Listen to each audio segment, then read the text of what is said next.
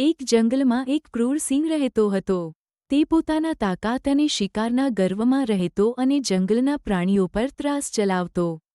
તેની આસપાસના પ્રાણીઓ તેના ડરથી દૂર રહેતા. એક દિવસ સિંહ નદી કિનારે પાણી પીવા આવ્યો. ત્યાં તેને એક દયાળુ હાથી મળ્યો. તે હાથી દરેક પ્રાણીને મદદ કરતો અને જંગલમાં શાંતિ જાળવવાનું કાર્ય કરતો.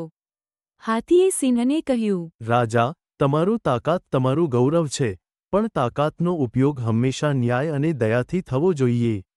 સિંહને આ વાત પસંદ ન આવી. તમે મને શીખવાડવાના કોણ છો? હું અહીંનો રાજા છું અને મને જે કરવું હોય તે કરીશ. હાથી શાંતિથી બોલ્યો. રાજા હોવાનો અર્થ છે કે તમે બધા પ્રાણીઓની સુરક્ષા માટે જવાબદાર છો. તેમને ડરાવવાના બદલે તેઓને પ્રેમ આપો. એક દિવસ સિંહ જંગલમાં શિકાર માટે ભટકતો હતો.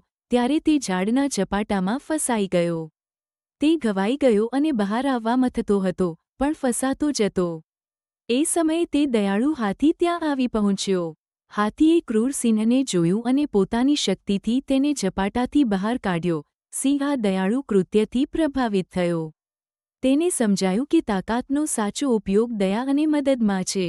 તે પછીથી પ્રાણીઓ પર ત્રાસ કરવાનું બંધ કરી દયાળુ સિંહ બની ગયો. આ વાર્તા શીખવે છે કે તાકાત સાથે દયાનું મિશ્રણ જ સાચી મહાનતા છે.